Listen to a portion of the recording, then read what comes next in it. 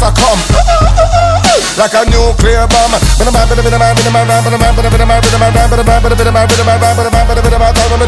the boys, talk to the girls, talk to the women, talk to the men, talk to the bench, talk to the young generation. I get them song, but the bang, but the bang, but the ding dang. But you come to the bang with the. Hello. So good evening everybody. My name is Shubham Jagdish and welcome back to the channel.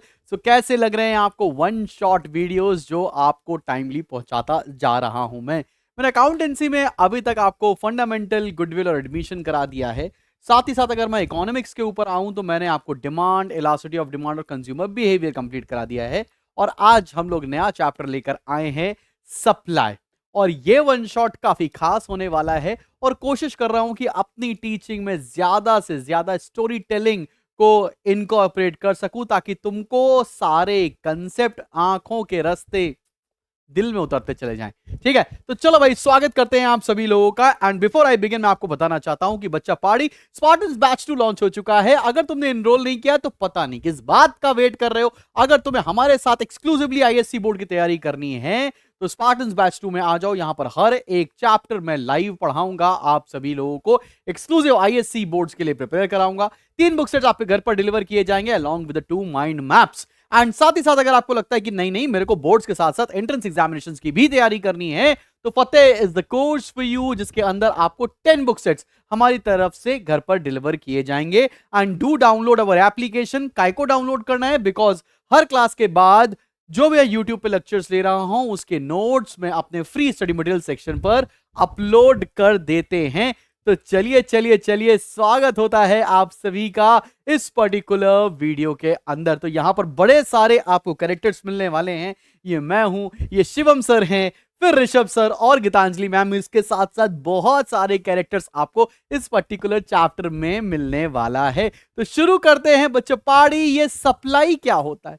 ये supply क्या है? ये supply तो supply का मतलब ये होता है कि कितनी क्वांटिटी एक प्रोड्यूसर एक पॉइंट ऑफ टाइम पर at a given price supply करना चाहता है। अंग्रेजी में क्या बोलेंगे इसको? Supply of a commodity refers to quantities of a commodity which producers और sellers willing to produce and offer for sale. Keyword क्या है?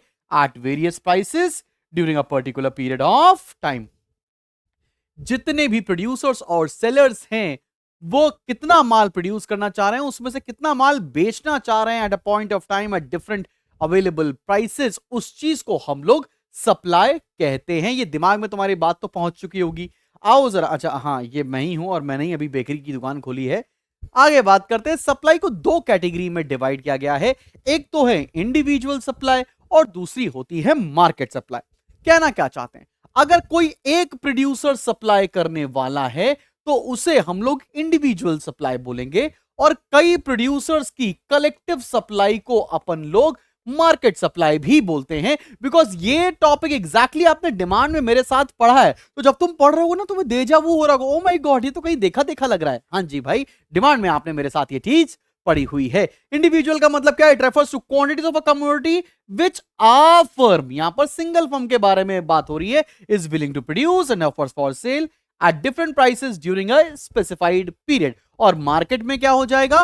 Quantities of commodity that all producers are willing to produce and offer for sale at different prices during a period of time is known as market supply। तो तुम्हें difference हो इसका अच्छी तरीके से समझ में आ गया होगा कि इंडिविजुअल सप्लाई क्या है और मार्केट सप्लाई क्या है। अगले कंसेप्ट की तरफ आते हैं। ये स्टॉक क्या है और ये सप्लाई क्या होता है?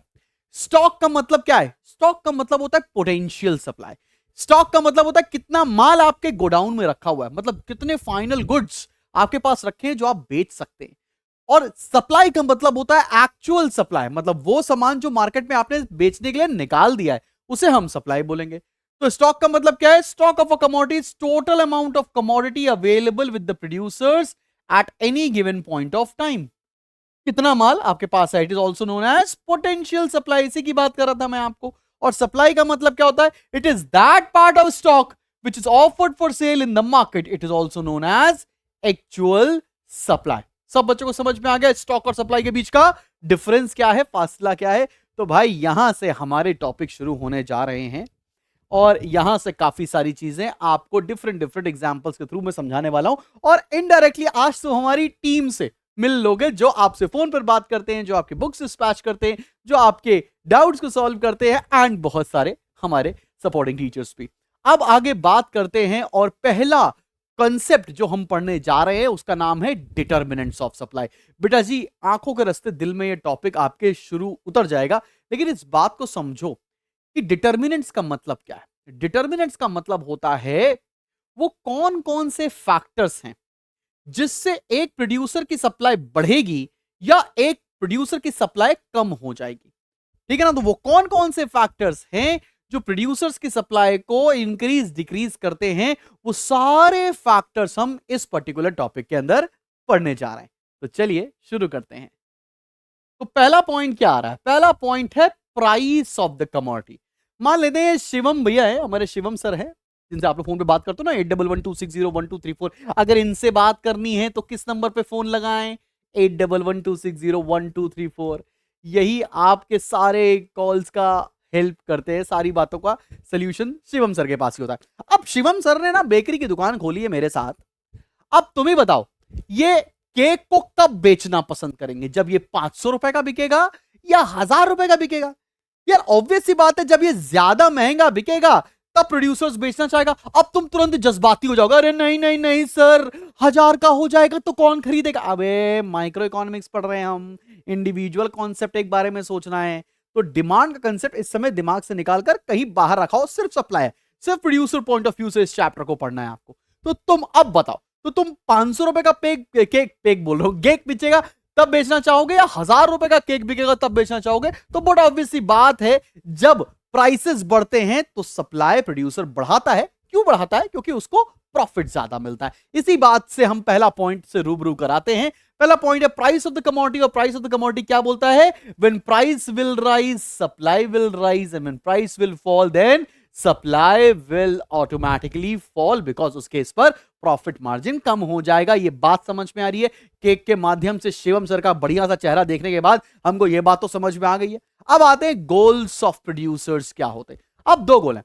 अगर हमारे शिवम भैया और हमने भी साथ में बेकरी खोल ली, अगर हमारा एम है profit maximisation just like Apple company, तो हम क्या करेंगे? हम सामान बेचेंगे महंगे महंगे रेट पर। हम किससे बेचेंगे? मोर सप्लाई एट हायर प्राइसेस।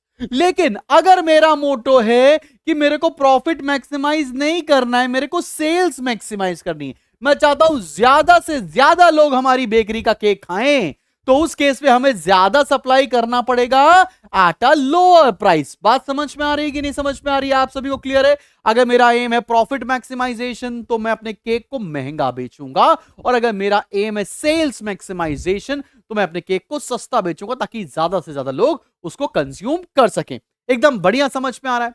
अब आते हैं बेटा जी इनपुट प्राइसेस के ऊपर। ये इनपुट प्राइसेस सप्लाई को कैसे छेड़ती है? देखो देखो, मेरा ही एग्जांपल है। अगर किसी भी केक को बनाने का, किसी भी सामान को बनाने का खर्चा ज्यादा लगने लगे, कॉस्ट ऑफ मटेरियल बढ़ जाए, स्टाफ की सैलरी बढ़ जाए, मतलब कुछ ऐसा हो जाए कि सामान बनाने का खर्चा ज्यादा लगने लगे, अगर इनपुट प्राइसेस महंगे हो जाएंगे तो प्रॉब्लम क्या होगी? जो मेरा कॉस्ट ऑफ प्रोडक्शन है ना, वो बढ़ जाएगा, मतलब जो लागत है वो बढ़ जाएगी। और जब मेरी कॉस्ट बढ़ जाएगी तो मैं बेचूंगा सामान तो मेरे को प्रॉफिट कम मिलेगा, उस केस में मैं अपनी सप्लाई को कम कर दूंगा। पता है तुमको, डिटर्मिनेंट्स के ऊपर केस स्टडीज आती हैं, इसीलिए हर एक डिटर्मिनेंट को कोशिश कर रहा हूं एक स्टोरी से रिलेट करके चलूं।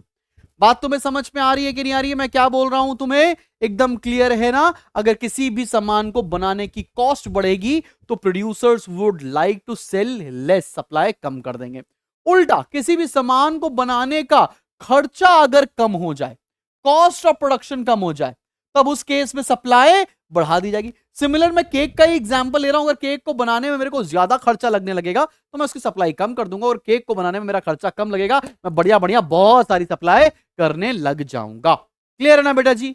अब आते हैं एक नए कैरेक्टर को बीच में इंट्रोड्यूस करते हैं, हमारे सबके चहीते, हमारे स्टैटिस्टिक्स इकोनॉमिक्स के टीचर ऋषभ सर को। अभी ऋषभ सर ने क्या सोचा है ना, ऋषभ सर ने लगा ली है अपनी चाय की दुकान, और उनका कोट है सुनो एक राय है, इश्क से बेहतर चाय है। काफी दिल टूटे हुए टीचर हैं हमारे। अब मेरी बात समझना, अब हम आपको कंसेप्ट सिखाने जा रहे हैं रिलेटेड गुड्स का, और रिलेटेड गुड्स हमने डिमांड में भी पढ़ा हुआ था, वैसे हमको रिलेटेड गुड्स का एक केस सीखना है जो कि है सब्स्टिट्यूट गुड्स। अब गीतांजलि मैम जो हमारी काउंसलर हैं, और उन्होंने खोल दिया अभी coffee point, Geetanjali coffee point करके, because coffee is always a good idea. तो अगर हम देखें तो टी और कॉफी आपस में एक दूसरे के सब्स्टिट्यूट हैं।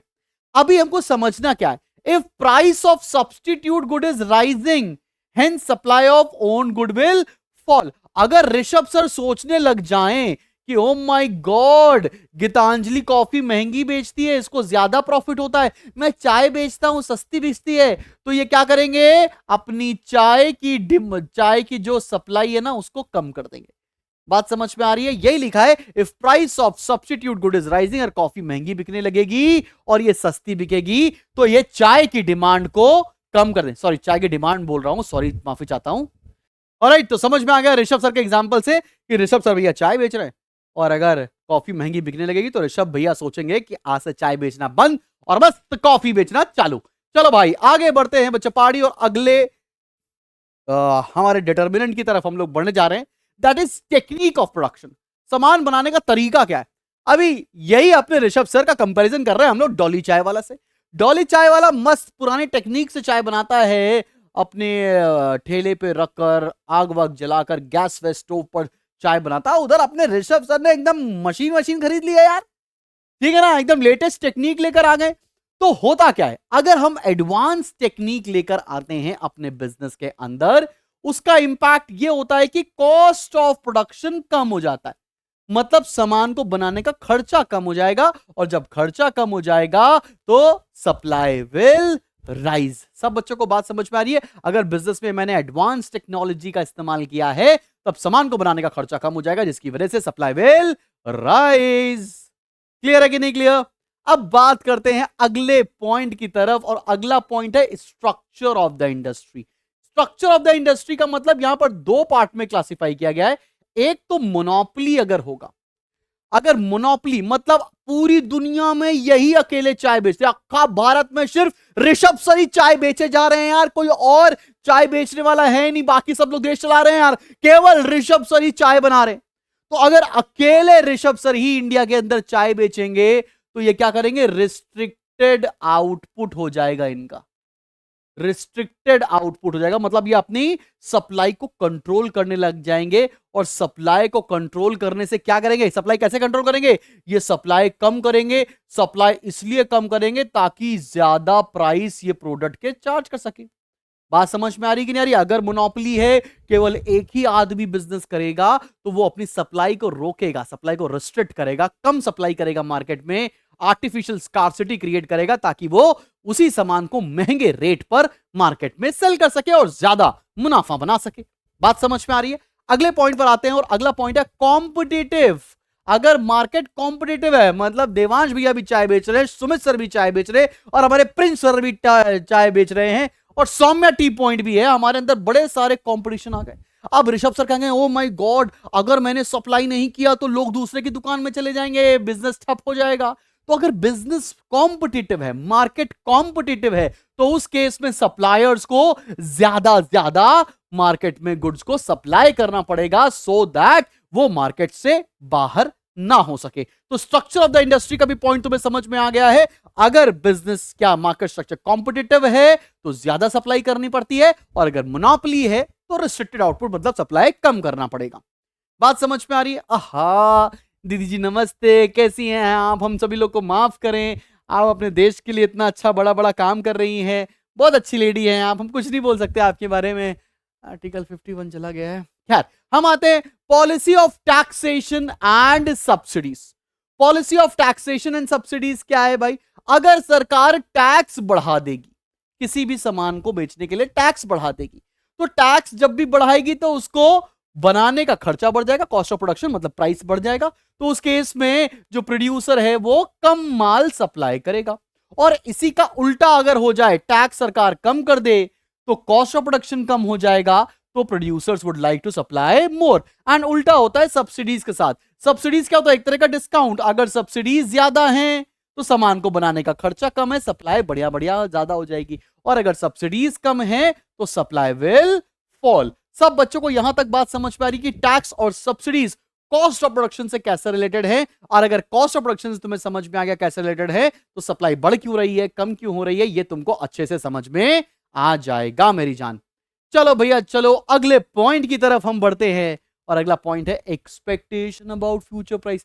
सर एक्सपेक्टेशन ही तो सर इतनी बुरी होती है जिंदगी में, मैं भी उससे बहुत कुछ एक्सपेक्ट करता था। चलो कोई बात नहीं, आगे बढ़ते हैं, अगला पॉइंट देखते हैं। एक्सपेक्टेशन अबाउट फ्यूचर प्राइसेस क्या है। अभी अगर ऋषभ सर सोच रहे, आज ऋषभ सर 10 रुपए की चाय बेच रहे ठेले ठेले पर, अगर ऋषभ सर ने यह सोच लिया कि कल को अगर चाय क्या पता 1,000 रुपए की प्याला बिकने लग जाए, तो तुम बताओ, आज अगर ऋषभ सर 10 रुपए की चाय बेचते और कल को अगर वही चाय 1,000 रुपए की बिकने लगेगी, तो आज बेचेंगे नहीं, तो आज ये अपनी सप्लाई कम कर देंगे।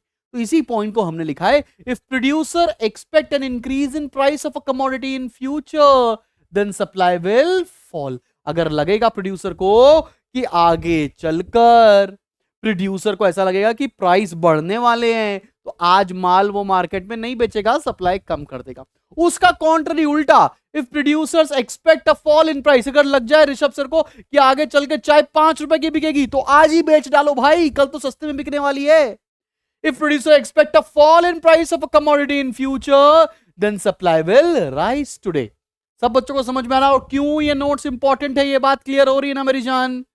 चलें बाबू आगे बढ़े, अब बढ़ते हैं अगले पॉइंट पर, और अगला पॉइंट है natural factors.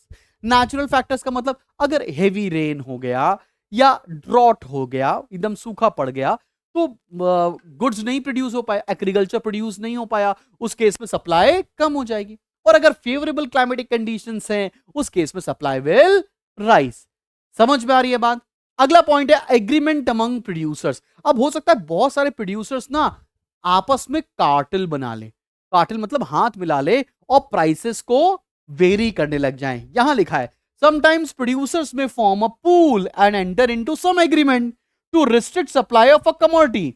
They will create artificial scarcity to earn large profits and supply will fall. अगर मान लो सारे फार्मर्स ने तय कर लिया कि भैया मैं कुछ दिन ओनियन या टोमेटो मार्केट में सप्लाई नहीं करूंगा बिकॉज हमें पैसे नहीं मिलते हैं, तो उन्होंने आपस में कार्टेल बना लिया, पूल बना लिया, एग्रीमेंट कर लिया, और उन्होंने सप्लाई कम कर दी, मार्केट से स्कार्सिटी क्रिएट कर दी, और आगे चल के उसी को ज्यादा महंगे प्राइसेस पर बेचा। तो इसे बोलते हैं एग्रीमेंट अमंग प्रोड्यूसर्स।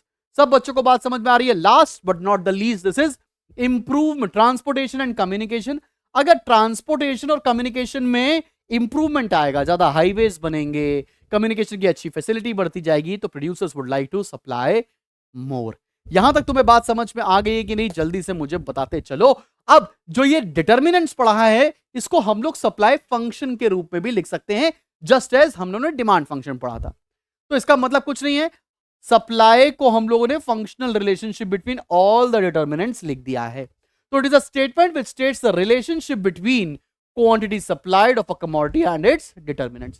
कुछ और नहीं है, सप्लाई और उनके डिटर्मिनेंट्स के रिलेशनशिप को हम लोग सप्लाई फंक्शन कहते हैं।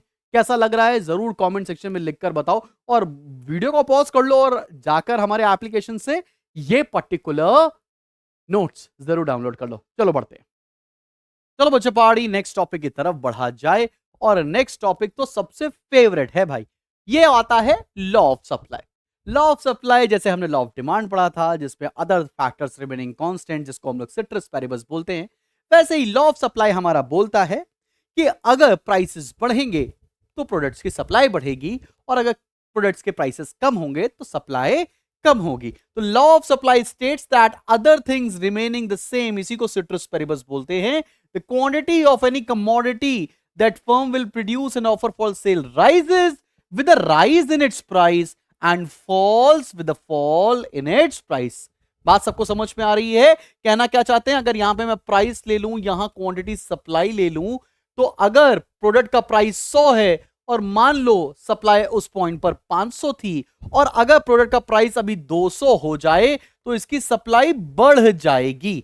तो इसी चीज को अपन लोग लॉ ऑफ सप्लाई बोलते हैं। प्राइस बढ़ेगी सप्लाई बढ़ेगी, प्राइस कम तो सप्लाई भी कम हो जाएगा। याद रखना, इंडिविजुअल कॉन्सेप्ट पढ़ते हैं तो सिर्फ और सिर्फ जो टॉपिक पढ़ रहे हैं उसी को दिमाग में रखेंगे, किसी और टॉपिक को नहीं। जैसे सप्लाई पढ़ रहे हैं तो प्रोड्यूसर माइंडसेट से पढ़ेंगे, यहां पे डिमांड का कंसेप्ट आप बीच में लेकर नहीं आएंगे अनटिल अनलेस अभी हम लोग अगला चैप्टर मार्केट मैकेनिज्म ना करें। तो चलो मेरी बात जान, अब मैं आपको यहां पर इंडिविजुअल और मार्केट सप्लाई पढ़ाने जा रहा हूं। तो इंडिविजुअल सप्लाई का एक शेड्यूल लेते हैं। प्राइस एसओ जो मैंने अभी लिया और उस पर लेट से हमारी सप्लाई थी 500, फिर 200 हो गई, सप्लाई हो गई 1000।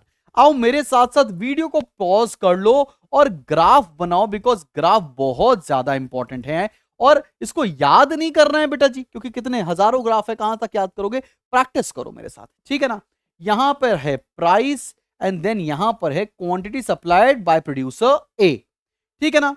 पहले प्राइस हमारा 100 है, फिर प्राइस बढ़कर हो गया 200, सप्लाई पहले 500 थी, फिर बढ़कर हो गई 1000। चले भाई 100 पर थी 500, तो पहला पॉइंट तो ये आ जाएगा। फिर 200 पे हो गई 1000, ठीक है ना। 200 पर हो गई है 1000, तो दूसरा पॉइंट ये आ जाएगा। और इन दोनों को अगर हम लोग जोड़ दें तो ये बन जाएगा हमारा सप्लाई कर्व, जो इजीली हमारे लॉ ऑफ सप्लाई को कॉम्प्लाई करता है। खैर अब आगे बढ़ते हैं और हम आपको मार्केट सप्लाई बनाकर दिखाते हैं। पहले एक शेड्यूल लेते हैं जो कि मैंने यहां पे ऑलरेडी ड्रॉ कर रखा है। अभी हमने क्वांटिटी सप्लाइड ऑफ ए तो देख लिया कि प्राइस 100 है, सप्लाई ए की 500 थी, प्राइस 200 हो गया, सप्लाई ए की 1000 हो गई, जिसको हम लोग प्लॉट भी कर चुके हैं। अब उसी जगह सप्लाई ऑफ बी कितनी है, 700 एंड 1200, और मार्केट सप्लाई कितनी हो जाएगी, दोनों को ऐड कर देंगे तो 500 प्लस 700 इज 1200, 1000 प्लस 1200 इज 2200। अब हमको इस केस में 3 ग्राफ बनाकर दिखाने हैं, individual supply of A, individual supply of B and then market supply. तो क्या देर कैसी करनी, आओ चलो मेरे साथ प्लॉट करते हैं भाई। चलो चलो, एक तो मुझसे सीधी लाइन क्यों नहीं खींचती है, हे भगवान, मैं समझ ही नहीं पाता हूँ। क्या तुम्हारे साथ भी ऐसा ही है, कमेंट में बताना मेरे को लिखकर, ठीक है ना। यहां पर है प्राइस और यहां पर है quantity supplied of A. Similarly फिर मैं यहां पर प्लॉट कर रहा हूं, X axis origin, Y axis, यहां पर है प्राइस और यहां पर है quantity supplied of B. Then market supply पर आ रहे हैं अपन लोग, एक्स ओरिजिन वाई, यहां पर है प्राइस, यहां मार्केट सप्लाई बोले तो ए प्लस बी, ठीक है ना। तो प्राइस है 100, फिर हो गया 200, प्राइस है 100, फिर हो गया 200, प्राइस है 100, फिर हो गया 200। अब क्वांटिटी सप्लाइड ऑफ ए कितना होता है, पहले हमारा लेट से 500 था, फिर हमारा सप्लाई हो गया 1000। प्लॉट करो, 100 पर 500 ये वाला पॉइंट आ जाएगा, 200 पे 1000 ये पॉइंट आ जाएगा। तुम लोग स्केल से भी ड्रॉ कर सकते हो, फ्री हैंड भी ड्रॉ कर सकते हो, कोई दिक्कत नहीं। ये हमारी सप्लाई कर्व बनती हुई दिख रही है, सबको समझ में आ रहा है। फिर हम लोग सिमिलरली बी की सप्लाई प्लॉट कर दें, ये था हमारा 700 और फिर है 1200। चलो भाई 100 पर था 700, ये वाला पॉइंट आ गया, 200 पर है 1200, ये पॉइंट आ गया, इसको भी प्लॉट कर दें। This is supply curve of B. अब हम बनाने जा रहे हैं मार्केट सप्लाई, तो ये है 1200, फिर है 2200। तो पहला पॉइंट तो बेटा जी ये आ गया और बेटा जी दूसरा पॉइंट ये आ गया, इसको जोड़ देते हैं, this will be market supply of A plus B. समझ में आ रहा है, एग्जैक्टली सेम टॉपिक है जो हमने डिमांड में पढ़ा था, इंडिविजुअल डिमांड और मार्केट डिमांड, ठीक है ना। आगे बढ़ते हैं और अब हम लोग आते हैं exceptions to law of supply में, again which is a very very and very important topic. Exception मतलब वो सारे फैक्टर्स जो लॉ ऑफ सप्लाई को फॉलो नहीं करे। लॉ ऑफ सप्लाई क्या है, प्राइस बढ़े सप्लाई बढ़े, जो इस चीज को फॉलो ना करे वो exceptions to law of supply के कैटेगरी के अंदर आएगा। अब एक्सेप्शंस जब पढ़ना है तो उसमें सबसे पहला टॉपिक पढ़ने जा रहे हैं वर्टिकल सप्लाई कर्व। ये वर्टिकल सप्लाई कर्व क्या होता है, पहले तो मेरे साथ ग्राफ देखो और फिर तुम खुद ही बताना कि ऐसा हो सकता है कि नहीं। This is price and this is quantity supplied, ये है मेरी सप्लाई, मतलब क्वांटिटी मेरी फिक्स है। ऐसा कब हो सकता है, मतलब प्राइस जितना भी बढ़े सप्लाई नहीं बढ़ा सकती। जो रेयर आर्टिकल्स है, मोनालिसा की पेंटिंग एग्रीकल्चर प्रोड्यूस एक पर्टिकुलर ईयर में, उसको हम इंक्रीज नहीं कर सकते हैं। तो which does not follow the law of supply. मतलब ऐसा नहीं कह सकता कि मैं अगर मैं प्राइस बढ़ा दूं मुझे 2 मोनालिसा की पेंटिंग दे दो, तो ऐसा नहीं कह सकता है, बिकॉज उनकी सप्लाई फिक्स है। उस केस को हम लोग वर्टिकल सप्लाई कर्व के नाम से जानते हैं। और दूसरा केस तो हमारे भैया बहुत ही फेमस वेदांत भैया हैं फ्रॉम कोलकाता।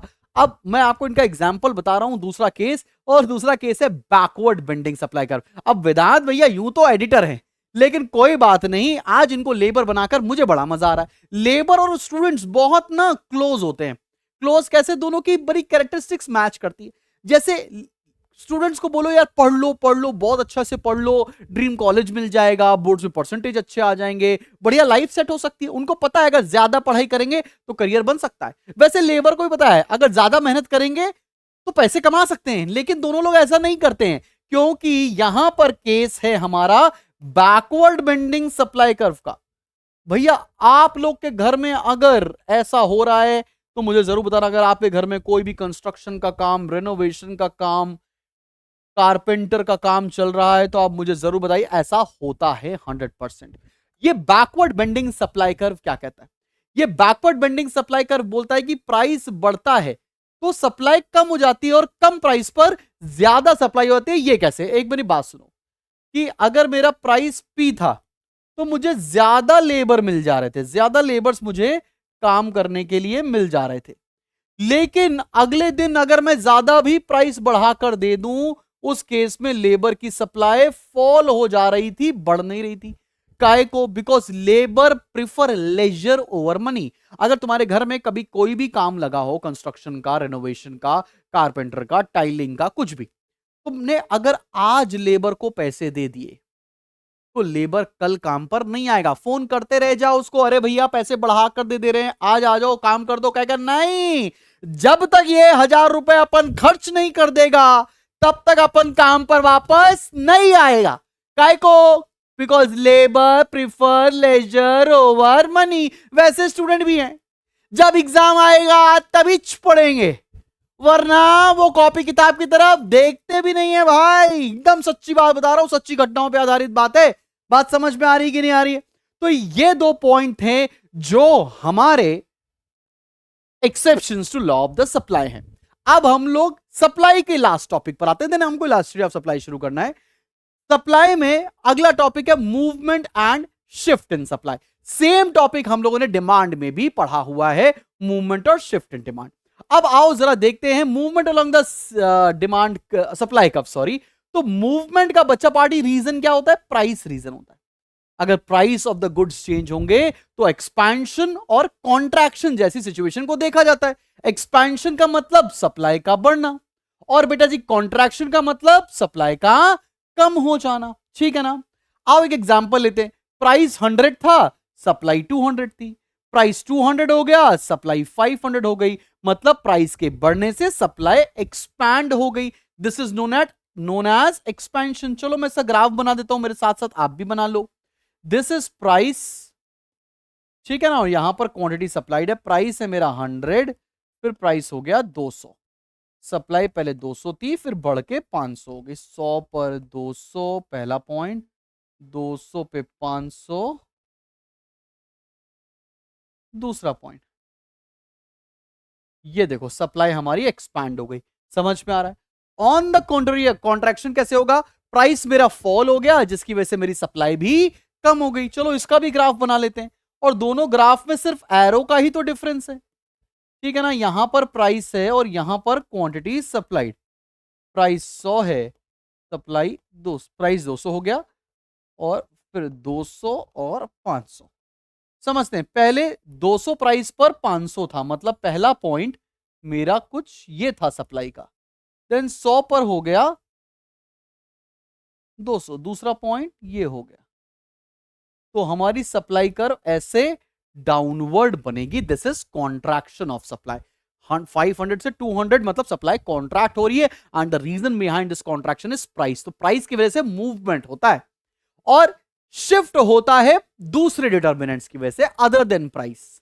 क्या other than price? Related goods की वजह से हो सकता है, और लेट्स से क्लाइमेटिक कंडीशंस की वजह से हो सकता है, एग्रीमेंट अमंग प्रोड्यूसर्स की वजह से हो सकता है। जो भी मैंने प्राइस के अलावा आपको इतने सारे पॉइंट बताए हैं, वो सारे रीजन होते हैं हमारे शिफ्ट के।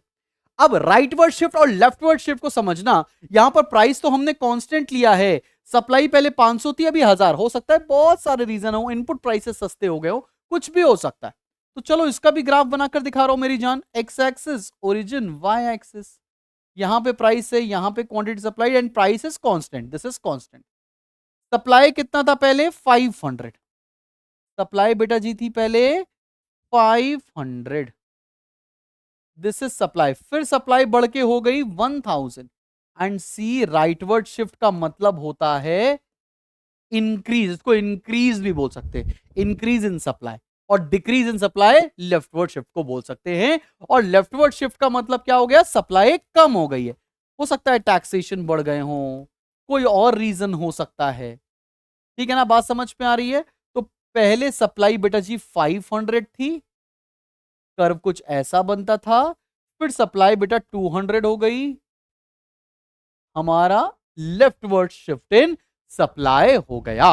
सब बच्चों को समझ में आ रहा है ना, एकदम क्लियर है बच्चे पार्टी, आप इसको आराम से प्लॉट भी कर सकते हो। तो बेटा जी यहां पर सप्लाई खत्म होता है, और अब होल्ड ऑन, और अब हम बढ़ने जा रहे हैं इलास्टिसिटी ऑफ सप्लाई की तरफ। चलो मेरी जान अब बढ़ा जाए प्राइस इलास्टिसिटी ऑफ सप्लाई की तरफ। अब यहां पर हम बात करते हैं बड़ी सिंपल सी, जब हमारे जब हमारे प्राइस में जो चेंज होगा, उसके रिस्पॉन्स में जो हमारी क्वांटिटी में चेंज आएगा, उसको प्राइस इलास्टिसिटी ऑफ सप्लाई बोलेंगे। कहना क्या चाहते हैं, कहना चाहते हैं डिग्री ऑफ रिस्पॉन्सिवनेस या price elasticity of supply measures the degree of responsiveness of quantity supplied of a commodity to the change in its price. वही पुराना फॉर्मूला, यहां पर ईएस आ जाएगा बिकॉज इलास्टिसिटी ऑफ सप्लाई पढ़ रहे हैं, और डिमांड में ईडी लिखते थे, percentage change in quantity supplied with respect to percentage change in its price.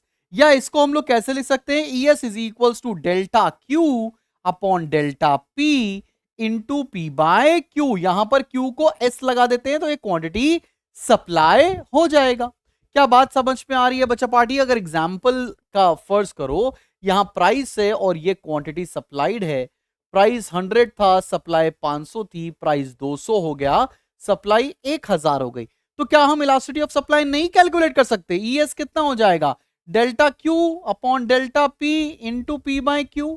अभी डेल्टा Q बताओ, क्वांटिटी में चेंज कितने का आ रहा है, 500 का, प्राइस में कितने का चेंज आ रहा है, 100 का, इनिशियल प्राइस कितना है 100, इनिशियल क्वांटिटी कितनी है 500, सॉल्व कर लो, आंसर कितना आ गया 1, मतलब इलास्टिसिटी होगी इस केस में 1। जैसे हमने डिमांड में आपको degrees of elasticity of demand पढ़ाए थे, सिमिलरली हम लोग यहां पर degrees of elasticity of supply पढ़ने जा रहे हैं। तो चलो भाई, सबसे पहले हम पढ़ते हैं परफेक्टली इलास्टिक सप्लाई, जिसको हम लोग ES is equals to infinite के नाम से भी जानते हैं। आओ मैं इसका ग्राफ बनाकर दिखा रहा हूं। चले भाई, बिल्कुल सेम ग्राफ बनेगा जैसे आपने डिमांड में बनाया था, यहां प्राइस, यहां quantity supplied, and this is the supply curve. इसका मतलब क्या है? इसका मतलब है कि इस करंट प्राइस पर तो प्रोड्यूसर जितना मर्जी चाहे उतना सप्लाई करने को तैयार हैं, लेकिन अगर प्राइस जरा सा भी फॉल हुआ, P से P डैश भी हुआ, तो सप्लाई बिल्कुल नहीं करेगा हमारा प्रोड्यूसर्स, मतलब सप्लाई बहुत ज्यादा इलास्टिक है, बहुत ज्यादा वोलेटाइल है। आगे बढ़ते परफेक्टली इनइलास्टिक सप्लाई, मतलब उसकी सप्लाई को तो छेड़ा जा ही नहीं सकता है, इसलिए ES इज इक्वल्स टू 0 बोलते हैं इसको। यहां पर प्राइस एंड देन यहां पर quantity supply, this is the supply curve, this is quantity supplied. सब बच्चों को समझ में आ रहा है? मतलब वो प्रोडक्ट जिसकी सप्लाई को जरा सा भी हम डेविएट नहीं कर सकते हैं, उसे परफेक्टली इनइलास्टिक सप्लाई कहते हैं। चलो भाई, अगला केस है हमारा unitary elastic supply. Unitary elastic supply का मतलब क्या होता है? इसका मतलब होता है बेटा जी, change in price is equals to change in quantity supply. मतलब जितना प्राइस में चेंज आ रहा है, उतना ही सप्लाई में चेंज आ रहा है। देखो ना, जितना प्राइस में चेंज आ रहा है, उतना ही सप्लाई में चेंज आ रहा है, ठीक है ना। Change in price is equals to change in quantity, इसलिए इसको यूनिटरी इलास्टिक सप्लाई कहते हैं। चल बेटा जी, आगे बढ़ते हैं। अब हम इलास्टिक सप्लाई मतलब ES मोर देन 1, ये 2 बार मोर देन 1 बन गया, एक ही बार है, ठीक है ना। ES more than 1 and in elastic supply that means ES less than 1। आओ जरा देखते हैं, इसका ग्राफ बनाते हैं। इसका ग्राफ थोड़ा बढ़िया ग्राफ है। अब आओ समझते हैं बेटा जी, यहां पर प्राइस है और यहां पर क्वांटिटी सप्लाई। ये जो हमने सप्लाई कर्व बनाया, this is known at elastic supply. काय को प्राइस में थोड़ा सा चेंज और क्वांटिटी में बहुत ज्यादा चेंज आ जाता है। इसका मतलब क्या हुआ, change in quantity is more than change in price, और इस केस को हम लोग बोलते हैं elastic supply. In elastic supply क्या होता है बेटा जी, जब प्राइस में बहुत सारा चेंज आए लेकिन सप्लाई उतनी चेंज ना हो। अगर मैं ये सप्लाई कर्व लूं, यहां पर प्राइस है, यहां क्वांटिटी सप्लाई, ध्यान से देखना, this is P, this is Q। Price में बहुत चेंज आ गया लेकिन क्वांटिटी में बहुत कम चेंज आया, मतलब change in price is more than change in quantity. इसको बोलते हैं हम लोग इन इलास्टिक सप्लाई। मतलब प्राइस के चेंज होने से सप्लाई बहुत ज्यादा वेरी नहीं कर रही है। सबको क्लियर हो गया एकदम? डिग्रीज पांचों की पांचों आंखों के रास्ते समझ में आ गई हैं। चलो बेटा जी, अब हम बढ़ते हैं अपने मेजरमेंट की तरफ। सबसे पहला मेथड वही जो हम लोग बचपन से पढ़ते आ रहे हैं, अब तो परसेंटेज मेथड। परसेंटेज मेथड का फॉर्मूला क्या होता है, अभी मैंने लिखवाया भी था, फिर लिख लेते हैं। दिस इज परसेंटेज, डेल्टा मतलब change in quantity supplied with respect to percentage change in price. चलो एक क्वेश्चन को सॉल्व करके दिखाते हैं इस पर्टिकुलर मेथड से। एग्जांपल लिया जाए, यहां पर प्राइस, यहां पर quantity supplied. Let's say price 100 था, सप्लाई 200, प्राइस 200 हो गया, सप्लाई 1000 हो गई। प्राइस बढ़ रहा है, सप्लाई भी बढ़ रही है। अब कैसे निकालें? सबसे पहले हमको निकालना पड़ेगा percentage change in quantity supplied. किसी का भी परसेंटेज चेंज कैसे निकालते हो आप? डिफरेंस, इसमें डिफरेंस कितना है 800 अपॉन इनिशियल, इनिशियल कितना है 200 इन 200, क्योंकि परसेंट पे निकाल रहे हैं, ये कितना आ गया 400%। सिमिलरली हमें निकालना पड़ेगा percentage change in price. Price में कितना डिफरेंस पहले बताओ कितना आ रहा है 100, इनिशियल कितना है 100 इन 200, तो यहां से कितना आ जाएगा 100%। इसी फॉर्मूले में पुट करें, percentage change in quantity supplied is 400, percentage change in price is 100, तो आंसर आ जाएगा 4।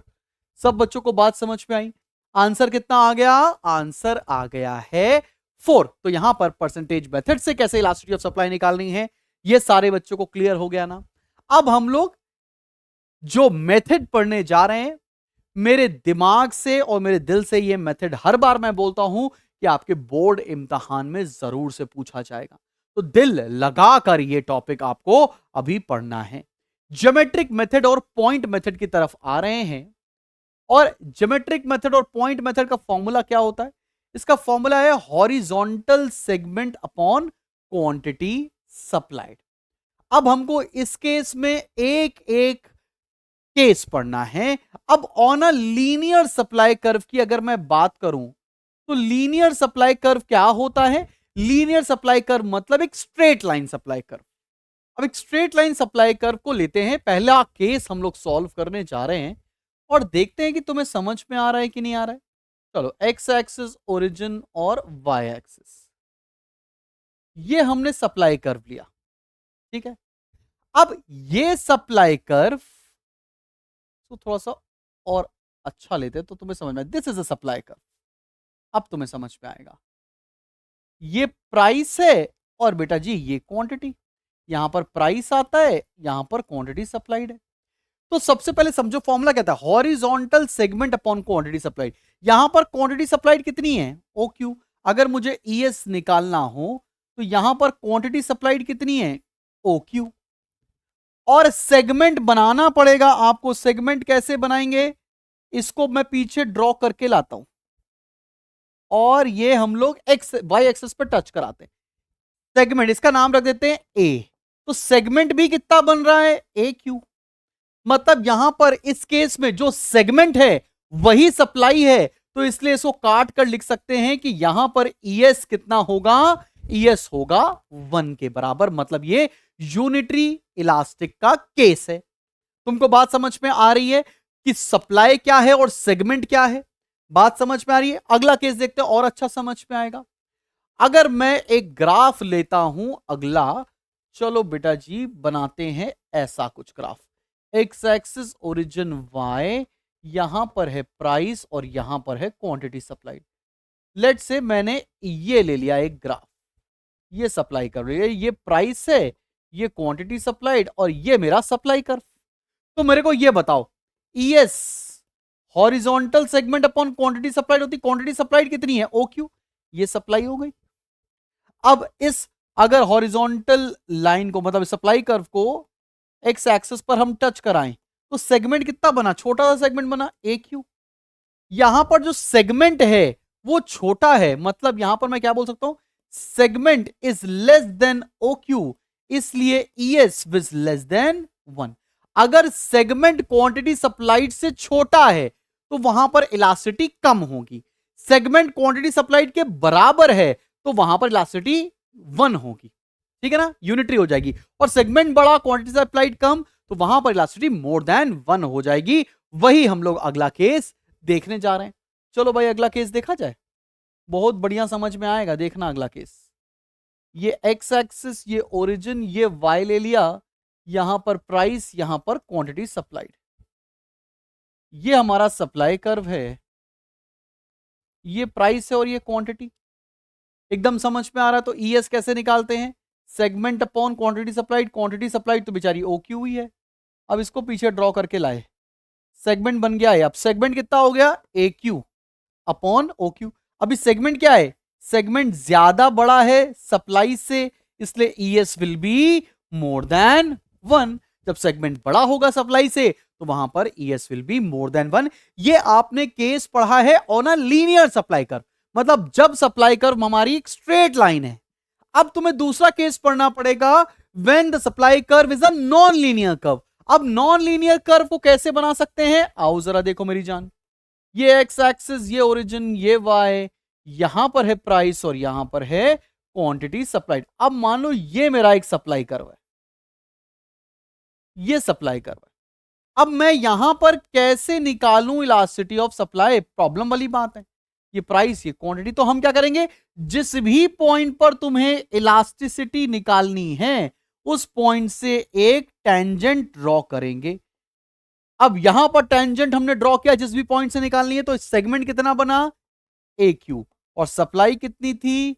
OQ। So AQ is less than OQ, तो इस केस में ES इज लेस देन 1। तो मतलब तुम्हारे दिमाग में ये बात बैठनी चाहिए कि जिस भी पॉइंट पर हमें एक नॉन लीनियर कर्व पर इलास्टिसिटी ऑफ सप्लाई कैलकुलेट करना होगा, उस पॉइंट पर तुम्हें एक टैंजेंट को ड्रॉ करना ही करना है। और सेम तरीका हम लोगों ने इलास्टिसिटी ऑफ डिमांड में भी पढ़ा था।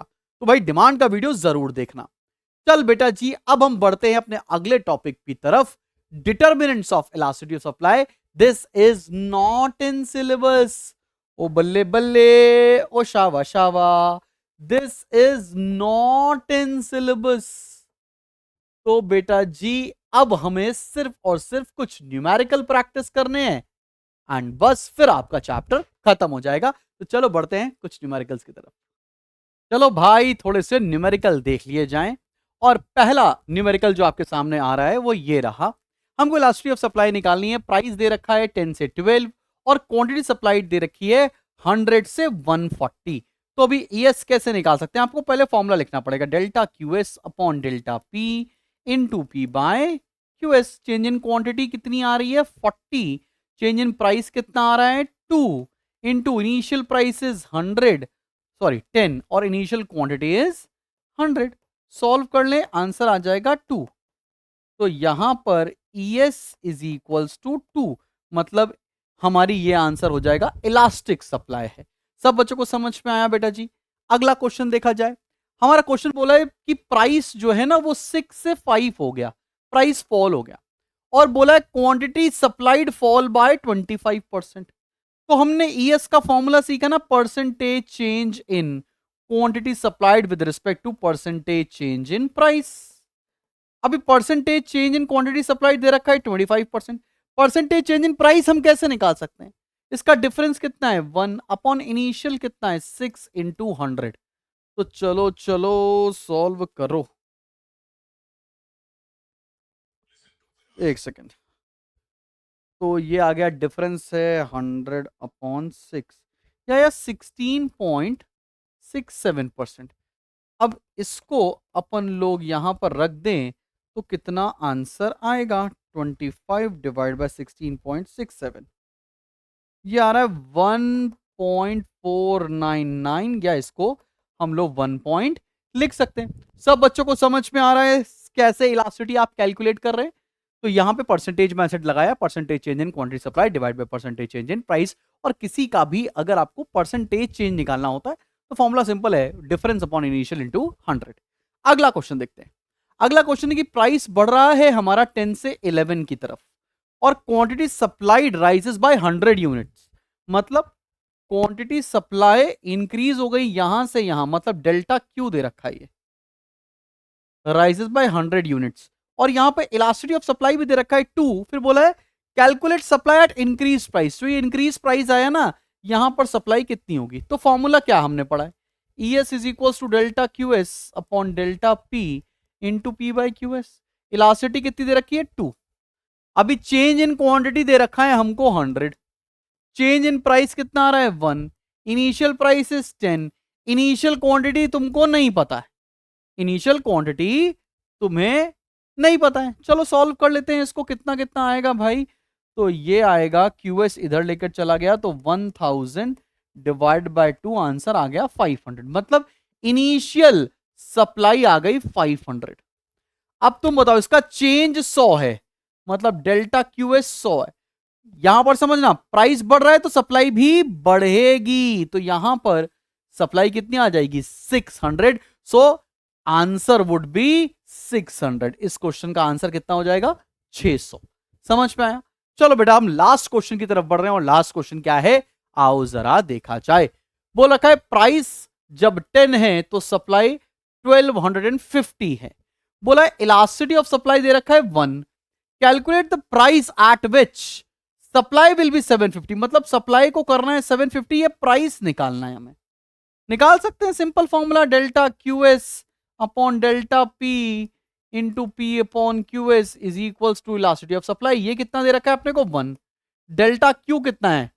1250 पहले था, 750 अभी है, 500 रुपए का डिफरेंस है। डेल्टा पी कितना है हमें नहीं पता है, डेल्टा पी लिख लेते हैं। इनिशियल प्राइस कितना है? 10। इनिशियल क्वांटिटी कितनी है? 1250। चलें डिवाइड किया जाए तो delta P is equals to, solve कर लो, 500 अपॉन 125। ये आ गया 500 डिवाइड बाय 125, ये आ गया 4। मतलब चेंज इन प्राइस कितना आ रहा है? चेंज इन प्राइस आ रहा है 4। अब तुम ही बताओ, अगर सप्लाई मेरी फॉल हो रही है तो प्राइस भी कम होना चाहिए, तो ये नया प्राइस कितना आ जाएगा? 6। हमारा नया प्राइस आ जाएगा कि प्राइस बेटा जी मेरा फॉल हुआ है, इसकी वजह से मेरी सप्लाई भी फॉल हुई है। तो ये कुछ न्यूमेरिकल्स हैं जो मैंने कराए हैं, बाकी हम सब आपका स्पार्टन्स बैच में इंतजार कर रहे हैं। जल्दी से जाओ, डिस्क्रिप्शन में लिंक मिल जाएगा, फटाफट से आप स्पार्टन्स बैच के अंदर एनरोल कर सकते हैं। मिलते हैं बहुत जल्दी एक नेक्स्ट वीडियो के साथ। Keep smiling and keep learning. This is me Shubham Jagdish, signing off.